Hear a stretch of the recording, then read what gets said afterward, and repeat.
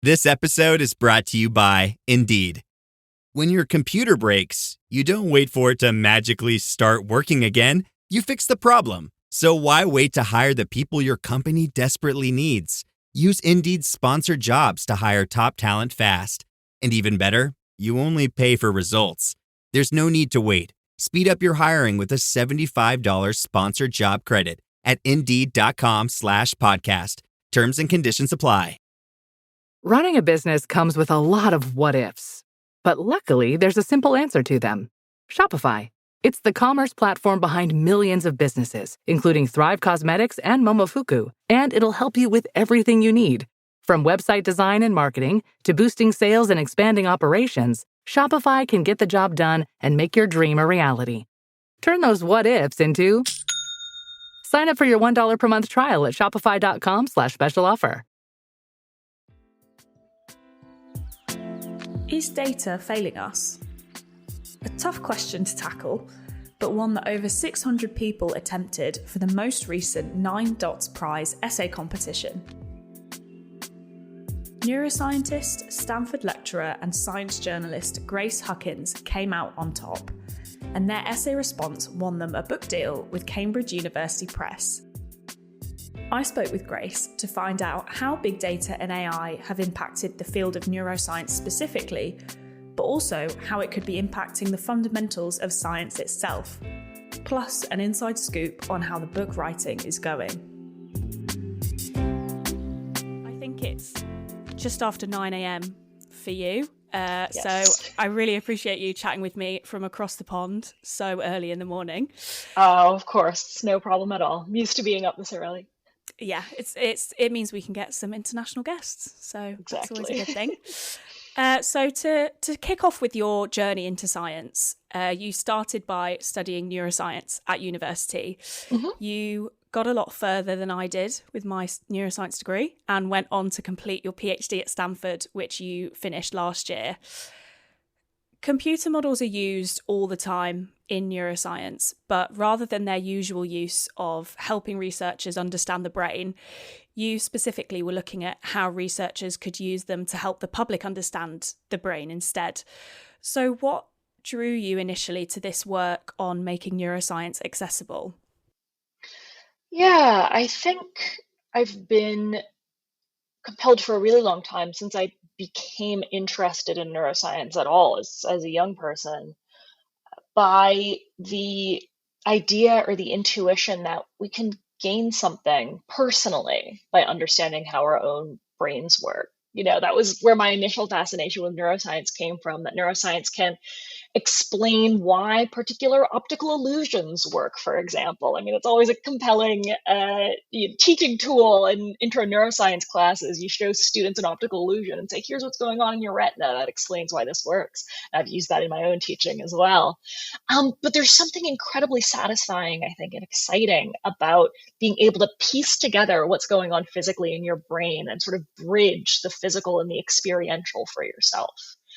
And as I progressed in my studies, I started to think too about the ethical implications of that degree of understanding, particularly in cases where our minds are working in ways that may be disturbing or disruptive to us, especially in cases of mental illness. So that was a focus of some of my doctoral work, was trying to think about what degrees of neuroscientific understanding could be helpful for individuals who may be experiencing mental illness, for individuals who may have people in their lives experiencing mental illness and want to understand how that works better, because our conventional ways of figuring out and explaining our own behavior often break down in cases of mental illness. If you're feeling extraordinarily sad because someone very close to you has passed away, that's not considered depression. But if you are feeling extraordinarily sad without any cause, that might be. And so, I was just intellectually fascinated by how can understanding the brain help us understand our own experience. And it also struck me that there was real ethical importance for people understanding the brain in terms of what that might allow them to understand about themselves and the people around you. So that became a big focus of and a big theme of my doctoral work. I certainly didn't come anywhere close to solving that question, but it was a big overarching motivation for what I studied. And you've kind of touched on this already, but your whole academic journey certainly hasn't just been in neuroscience. It's an area that kind of exists in the context of a lot of other things by nature anyway. But you've pursued a lot of interdisciplinary interests as well, including a master's in women's studies from your time at Oxford and minoring in philosophy during your PhD as well. And these have all come together in the more journalistic side of your career, I guess, with some of the articles you've written for Wired and Slate magazine and other publications too. Particularly one that stood out for me was an article for, I think, Slate back in 2022 about how an outbreak of monkeypox was stirring up homophobia, which I think from the outside is maybe something that you wouldn't put those two together, but it really just emphasises how intertwined science and society are all the time. So how did you end up actually pursuing all of these different things and managing to mix them together? Yeah, a lot of school. I was in school for, God, like something like 21 or 22 years. So that gave me the time to pursue all those things. But, I think looking at gender studies and philosophy and all of the other things that I've studied alongside neuroscience, those interests fit together so well because neuroscience and then the other areas of science that I find compelling, whether it's genetics or medicine, health and disease, they're about studying people, or at least the aspects that I find most compelling are about studying people, at least in some way. And I think if the scientific study of people ends up being quite anemic and quite limited if you don't also consider the sort of broader social contexts and other ways of understanding people that academic inquiry has to offer. So for example, when I did a master's in gender studies at Oxford, I was thinking about when I was doing that master's, I used the tools of feminist theory to analyze work in neuroscience that was trying to understand gender identity, and found that a lot of that work was quite devoid of the richer context and insight that it could have gained by paying attention to all the theory about gender identity and about transness that was already happening in these more philosophical areas. And that's obviously very much crossed in very naturally into my journalistic and science communication pursuits as well, because journalism already is about thinking about broader groups of people and communication. How do you make things sort of matter to people, and how do you put science in its social context? Because doing journalism is a social endeavor. So that crossing over from my academic interest into the intersection of science and society into then science communication and journalism was an incredibly natural transition. And I think, or at least I hope, that having a grounding in both the science and philosophy and the sort of social theory and other things that I've studied enables me to communicate more effectively about the social implications of scientific work, how scientific work is socially informed and socially grounded, and better, give a full picture of what might be going on in these scientific discoveries or scientific stories that are in the news. I think so much of the time as well, when we're trying to communicate a piece of science or engage the public with a piece of science, we do that by trying to match it to a narrative or finding a relatable example of when people might encounter that science in their lives. So when you're looking at that context as well, it kind of goes hand in hand and does that for you by not having to look for that narrative or look for that application. It's already there. It's just bridging the two together, which I guess a lot of people don't think. So it's important that people like you are doing that and presenting it to people packaged nicely already. I hope so. I mean, I think that's the optimistic, view of anything that you do in sort of science communication, is that it can make science or or communicate science to folks who think it's really interesting and like a more accessible way to get it, or demonstrate, how the science is important in a broadly accessible way. But I think even more importantly, like express science within that social grounding and narrative that is like so essential, but that you might not get if you're just sort of reading scientific papers in isolation. It may not sound like it from the amount that you've done since, but it's not exactly a long time ago that you were properly in the neuroscience research world. But it's still a relatively young discipline compared to some other areas of science. So it's progressing really rapidly as that catches up with the more cemented areas. But even during your time in the field, did you find that the way you communicated neuroscience changed? Yeah, I think my own timeline in neuroscience has been so interesting because it is essentially totally covered and exactly covered, really, the contemporary AI era. That's intersected so much with neuroscience, and that has really deeply affected how I think about neuroscience and about communicating it, because it's affected the nature of neuroscience so much. I started undergrad, so I started pursuing my undergrad neuroscience major in 2012, which was the same year that the AlexNet paper came out, which was the demonstration of the effectiveness of deep neural networks that essentially unleashed everything that has happened in AI since, and has gotten us to this point where 700 million people are using ChatGPT every week. And so my journey in neuroscience has been one of first seeing and then taking part in the sort of deep learning and AI revolution within the field. And that has changed thinking about how I think about communicating neuroscience in several ways. One is that, I've over time started to communicate more about AI, which I see as being quite grounded in my communication about neuroscience, because after all, deep neural networks were inspired by the brain.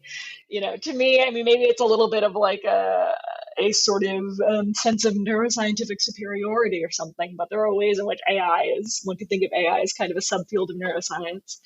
And so because those AI tools have started to become really important, especially even recently to people's daily lives, communicating about AI has felt like one of the most important ways to kind of communicate about neuroscience too. But of course, AI has also really affected the field of neuroscience. So for example, deep neural network models of the brain have become some of the most powerful tools that we have available for trying to understand how the brain works.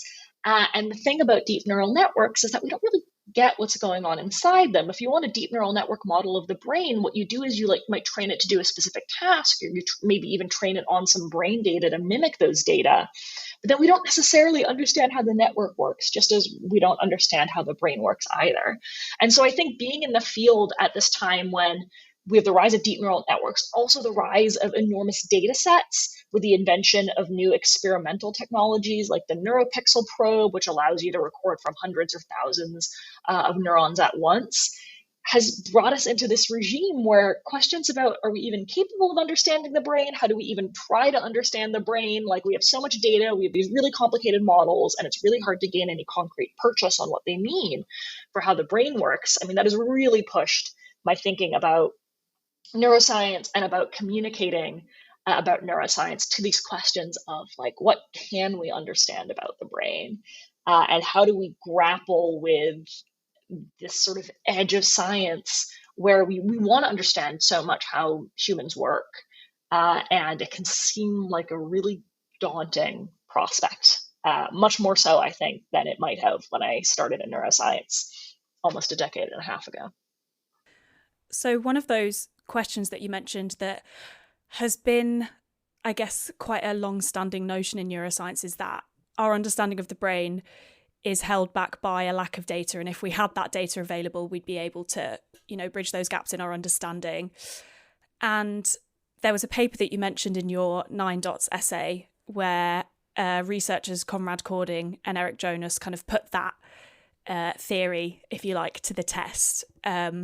Could you talk a bit about what they did and what that meant for the perspective of data in neuroscience at the time? Yeah, so this paper is called, "Could a Neuroscientist Understand a Microprocessor?"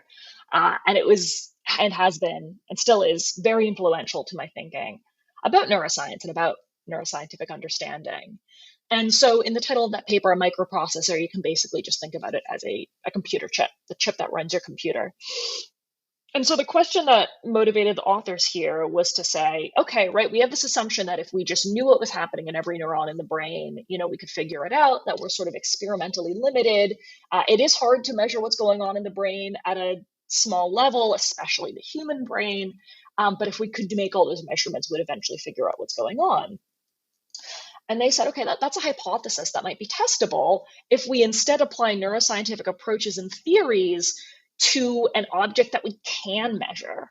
We struggle to measure what's going on in the human brain, but we can completely measure what's happening in, say, a computer chip, right? We can totally observe what's going on in every single transistor and see when different programs run, what's going on in the chip. If we use similar techniques to what we use in neuroscience, which might be, for example, like in neuroscience, you might damage a part of the brain and then see what happens. There they might, take out a transistor and see what happens, just observing what's going on in the chip as a particular behavior is happening or they're running a particular game. Those are the behaviors they use.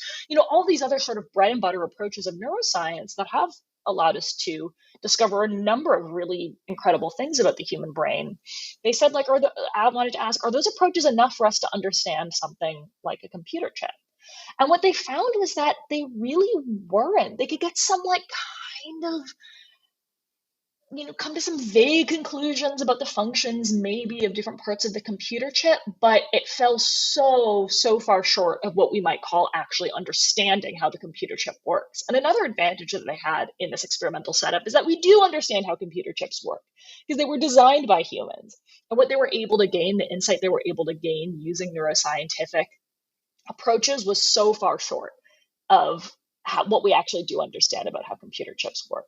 So the overall argument then, the overall conclusion of the study was that just using the techniques that neuroscientists use today, or at least at the time that the paper was written, data isn't going to be enough.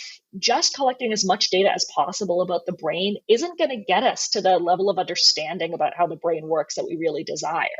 What they sort of said is that we need new theories, we need new approaches to be able to actually take all of this data, and at that time, and still now, the amount of data we have about the brain is radically expanding. We're going to need new approaches to actually try to understand all of that data. And the idea that just more data isn't enough and that understanding the brain, that the approaches we have now are far short of what we actually need to deeply understand how the brain works. I think that was a bit of a wake-up call to a lot of folks in neuroscience. It became a quite well-known paper.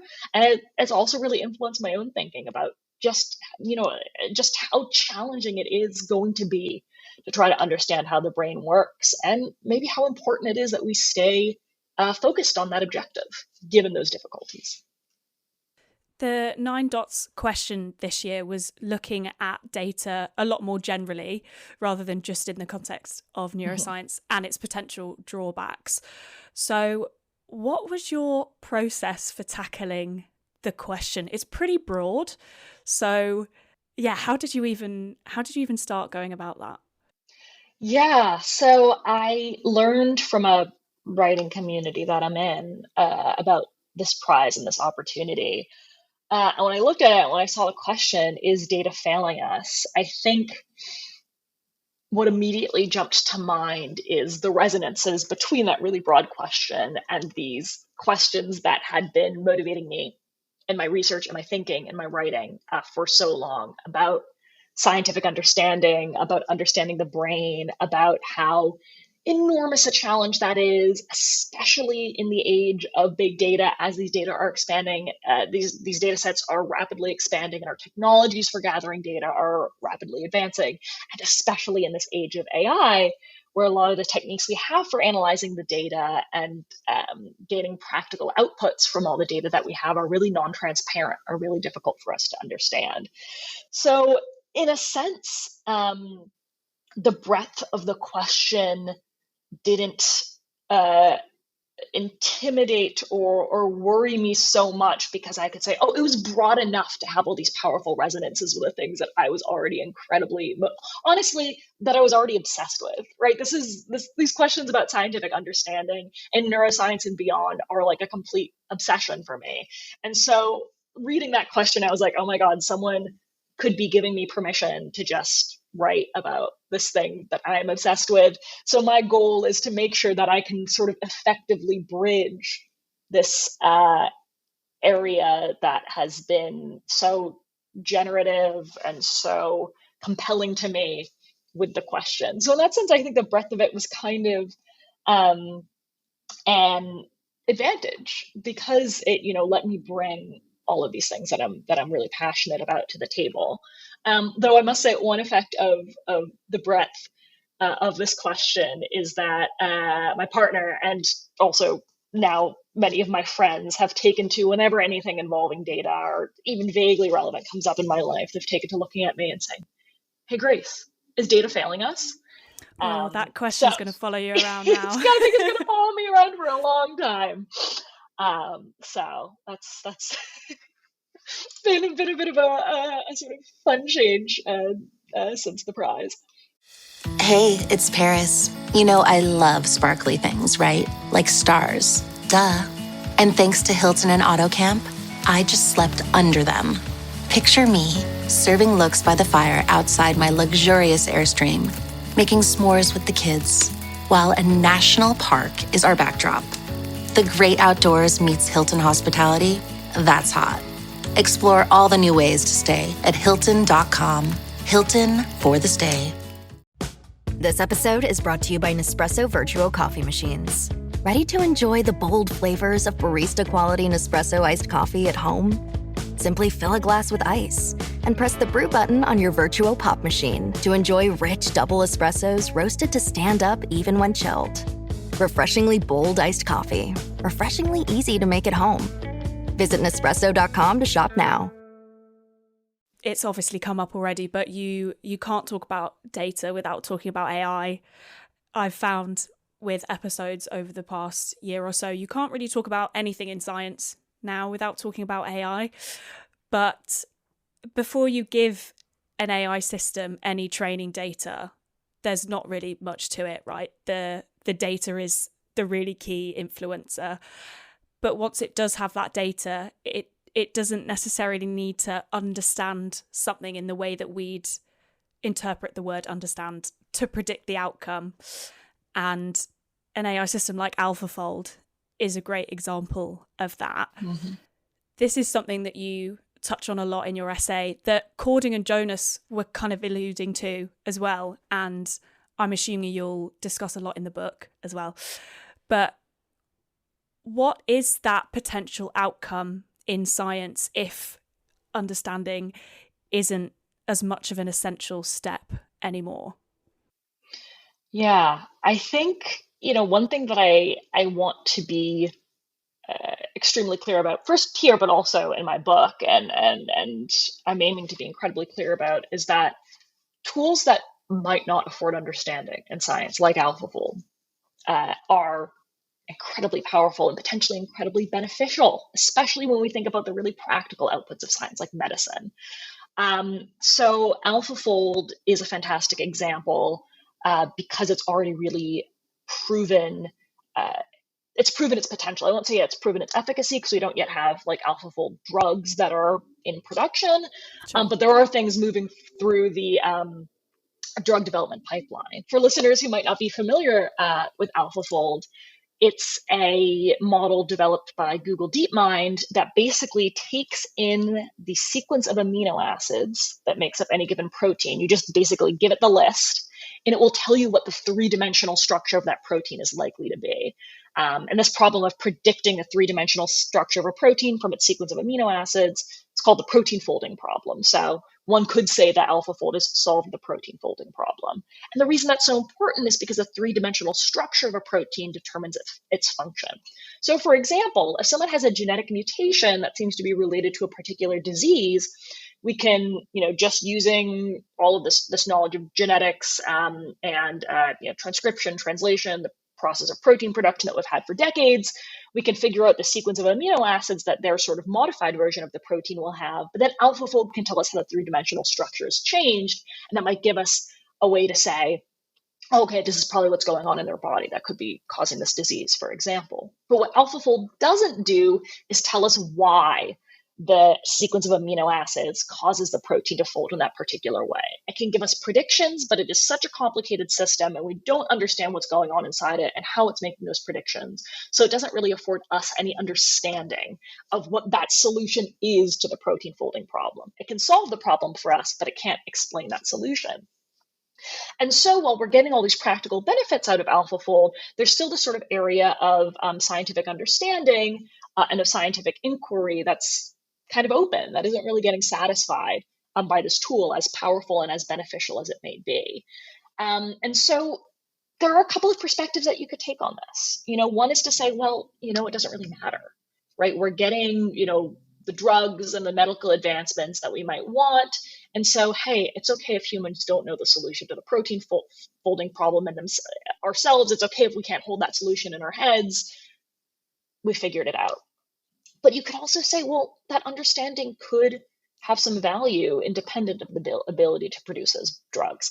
I think there's a really strong motive that people have to understand the world around us. I mean, that's inspired scientific inquiry for so long, and continues to inspire people to go into science and investigate scientific questions. I mean, humans really do seem to have a pretty strong desire to understand things, understand the world around them. And also, you might say, well, if we were able to sort of understand what was going on in the process of protein folding, maybe that would help us make further scientific advancements. And so, we might be missing out on some things by not understanding this process that, we just don't, there's unknown unknowns that we could be missing out on. Now, I also want to be clear that it's not the case that AlphaFold is in and of itself an obstacle to that understanding. Actually, you could argue that AlphaFold could facilitate it because, for example, instead of having to run manually a bunch of experiments where you measure the structure of different proteins to try to maybe test predictions of a particular theory about protein folding, you could sort of maybe test your theory using AlphaFold, right? You might want to sort of replicate some of AlphaFold's predictions to make sure it's correct, but AlphaFold could be a huge source of data that people could use to develop their own theories and further their own understanding. So it really can be a tool for understanding, but it means the difference is that understanding the process of protein folding is no longer a prerequisite for predicting what happens when particular proteins are folded, right? So understanding becomes sort of secondary to those practical benefits like developing drugs. And that could mean potentially that understanding is deprioritized. And then whether or not we want to say, hey, we really need to fight for understanding, or let's just focus on the practical benefits. I mean, that's, I think, a big ethical problem and a question that gets sort of to the core of what do we want out of science. But it's a question that AI and big data introduce that wasn't as core to so many different dimensions of science as I think it is now. It makes me think of being at school and doing, I don't know, GCSE maths or some medium to high level of maths, and you'd have questions where sometimes you'd just have to plug something into your graphical calculator, whatever you're using, write down the answer and it's a 1 marker, but then other times it's an 8 mark question because so much of that is reliant on you showing you're working. Mm-hmm. And it doesn't matter if you can plug in the equation and it spits the answer out, but if you don't show you're working, you don't get the mark. And I guess that's kind of a parallel to understanding being that showing you're working. And that was always something that was very much prioritized to us at school, that was a really important to kind of show your process. And if this shift will kind of trickle down to even that sort of really small level of just how the way you work when you're in education, if it could change on that level as well, it's just, it would kind of shift, yeah, like you said, science and how it's seen as an endeavor. Yeah, I think it's a great analogy too for just thinking about science with and without these AI systems, right? You could think about solving a math problem with and without a calculator. If all you care about is getting the number, and often you do, especially if it's just one step in some bigger thing you're doing, then use the calculator. It doesn't matter if you understand how addition works. But if what you're prioritizing is your own understanding and your own insight, or also maybe the things that that understanding is going to permit you to do in the future, then you might want to put the calculator to the side, right? Because it might even be a sort of temptation to avoid generating that understanding, right? I mean, I think that's why our teachers, would force us to take some exams with calculators and some without calculators, right? Because if you tell someone, hey, do the math yourself, but you give them a calculator, they might just use the calculator. I mean, it could be, one could imagine at a sort of larger systemic level, a similar thing in science here. If you have AlphaFold at your disposal, then, as a whole, the sort of question of understanding how protein folding works kind of moves to the side because it kind of seems unnecessary. And that, maybe that isn't going to have any huge consequences for the world in the long run, but maybe it could. It's tough to anticipate that ahead of time. It's all the kind of the same argument, right? Of AI should be a tool rather than the tool man, or I can't think of what the classic phrase is, but basically that it should be assisting us to do something rather than taking over doing it itself. Yeah, absolutely. Absolutely. Or I've heard an analogy too that I really like, which is, are you thinking about using AI as thinking about whether you're trying to lift a box, to put it on a higher shelf in your apartment, or whether you're lifting weights? If you're just trying to lift the box and getting the box on the shelf is the goal, then use the AI that does the work for you. But if you're lifting weights to try to enhance your own capacities or your own understanding, or to sort of acquire something additional for yourself, well, then you don't want to use AI. I find that analogy quite helpful too. As part of your book, you'll be interviewing scientists to get their take on how data is impacting their fields and, I guess, the context of the question. So what is it that you're hoping to learn from these interviews? Yeah, I mean, I think I obviously have my own experiences of, working in science and working with large data sets and, machine learning approaches and things like that. And I've, have my own sort of understanding from studying the philosophy of science about the potential effects that this might have, and useful frameworks for thinking about it, like this framework of scientific understanding. But I'm really, really interested to and really excited to hear from people who are working on a daily basis with these tools, like AlphaFold, for example, about how they are in fact affecting and impacting their scientific process in real life. I mentioned earlier in our conversation that it's not like something like AlphaFold negates the possibility of scientific understanding. It just sort of changes the relationship between making useful predictions and scientific understanding, where we might not have to understand protein folding in order to be able to use protein folding as a tool for, say, developing new drugs. But it doesn't negate that possibility of understanding. And so what I'm really curious to see is how people are responding to that sort of changed relationship. You can imagine a world in which people are like, okay, great, I don't care about understanding anymore. Let's just develop drugs and I'm going to totally abandon that. I don't think that's the world in which we're in, because scientists care about understanding. As I said, it's something that matters to humans and I think is quite motivating for scientists. So I'm really curious to see how they are navigating what understanding looks like in their scientific landscape today, and what tensions might be coming up for them. I think it's also really important, and this wasn't the case when I initially wrote my essay, sort of, essentially the proposal for this book, but I think it's also really important that all of this is happening in a context of radically reduced funding for science and radically reduced political support for science within the United States.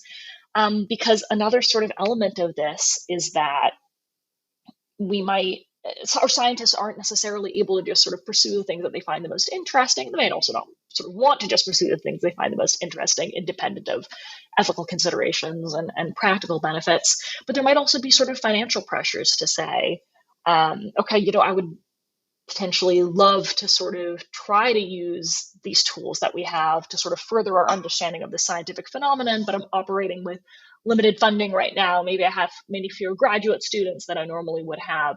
What are the sort of things that are going to get prioritized in scientific inquiry in that context? I mean, because, obviously my book will be coming out after we've only been experiencing a year, or really less than a year, of this new sort of scientific research regime in the United States. So I don't think I'm going to be able to definitively answer any questions about what the effect of that will be on scientific understanding in this sort of context of big data and AI. But it is really something that I'm incredibly interested to hear about from scholars I speak to, whether those effects are already becoming evident, or whether they're already experiencing some of those pressures in their work. So do you think you'll focus on interviewing US-based scientists, or because, I mean, we see it in the UK, even if it's not a direct legislative change in the UK, all science is connected and all research institutions work together. So it still has a trickle effect onto, everywhere internationally. So do you think you'll focus on the US, or have a look at, speak to international scientists as well?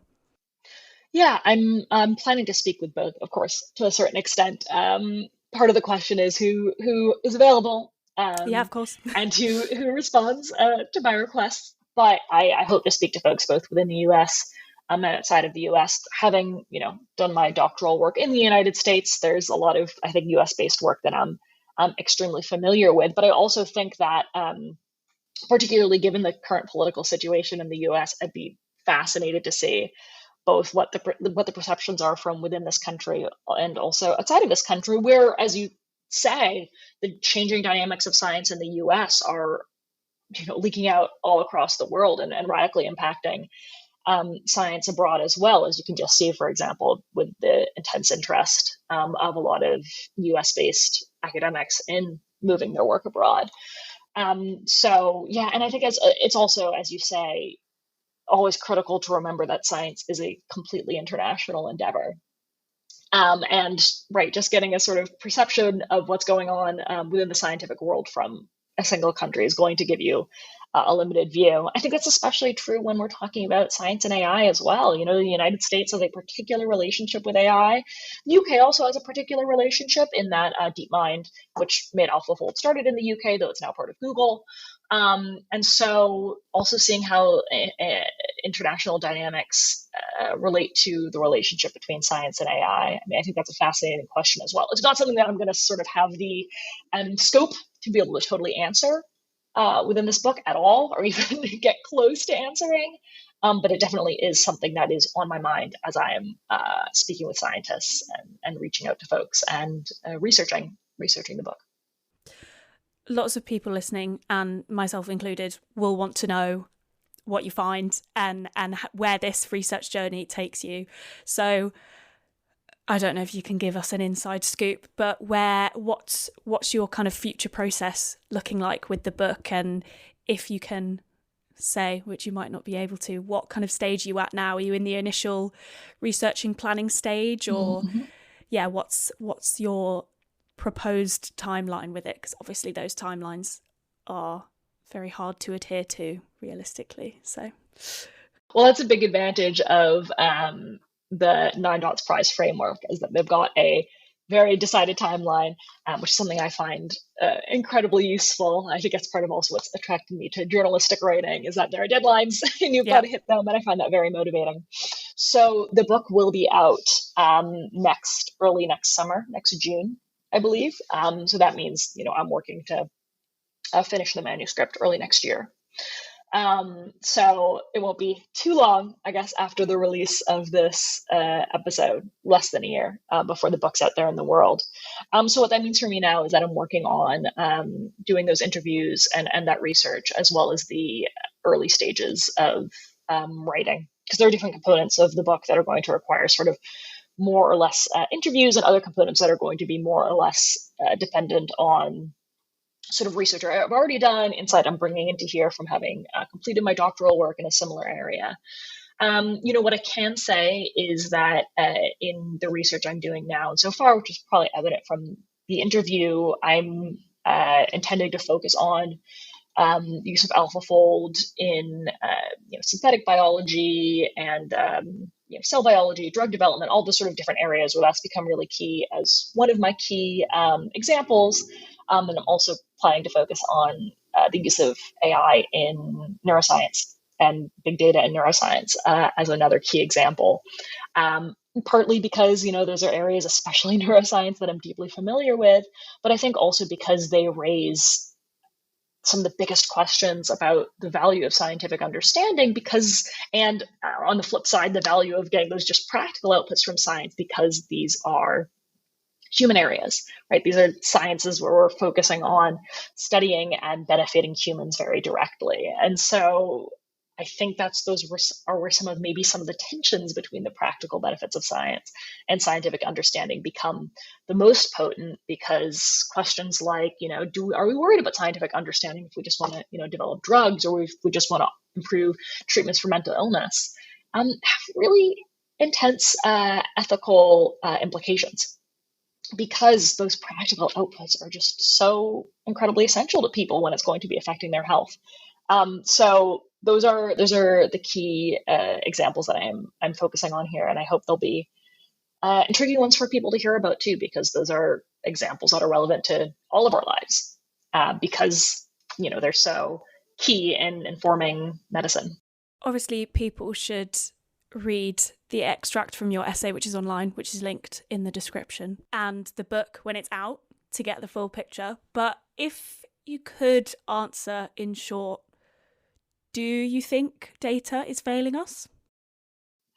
I'm going to be incredibly annoying here and not answer with a definitive yes or no. Well, you wouldn't need a book otherwise, right? I guess that's really fair. If I just could do a one-word answer, then why would I even have taken on this project? What I will say is that the rise of big data and the rise of AI open up, at least within science, the possibility that data could work remarkably to our advantage and do incredible things for us, and also the possibility that it could dramatically fail us.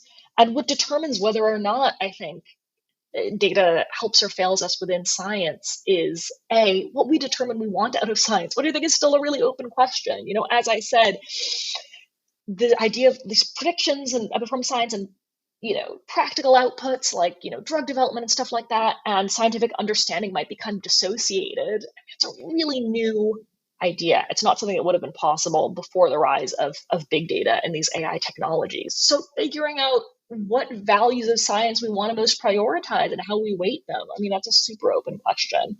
And then acting on what we determine those scientific values to be, that's also a super open question. So, if we decide that we only care about predictions, and then we just, continue AI and data-driven science as we've been doing it so far, then data certainly wouldn't be failing us. It would be bringing us all sorts of benefits that we've decided to prioritize. If we think we also want to focus on scientific understanding as well, which I have some bias toward thinking is a good idea, and we ensure that we are prioritizing that in science, even as AI and big data are advancing our other capacities in science, then data wouldn't fail us either. I think there are two main possibilities for failure here.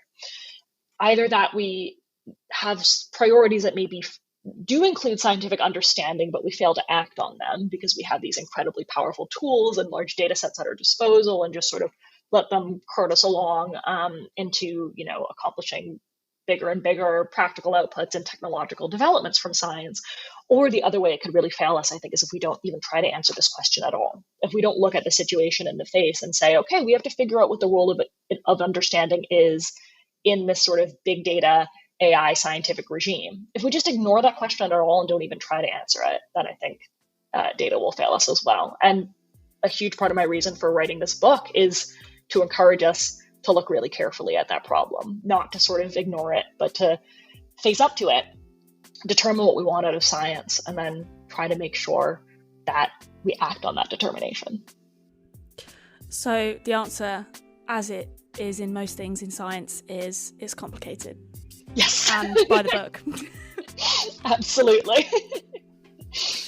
Yeah, I think that summarizes it well. Grace, thank you so much for joining me. Congrats again on winning the prize, and stay tuned for the book. I, for one, am very excited to read it. Thank you so much. This was such a fun conversation. I really appreciate you having me on.